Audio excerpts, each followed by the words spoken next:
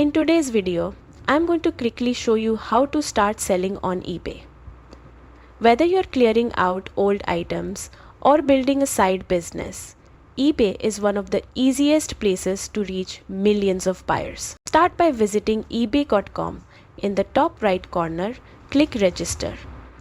You'll choose between a personal account for casual selling or a business account if you plan to sell regularly. Once you've selected the right option, fill in your name, email, and create a strong password. After your account is ready, pick a selling plan that matches how often you want to list items. Then head into your seller settings and customize your store. Add a simple logo, write a short store bio, and organize your items into clear categories to make shopping easier for buyers. Now you're ready to create your first listing. Upload clear, high-quality photos, write an honest description, and set your price.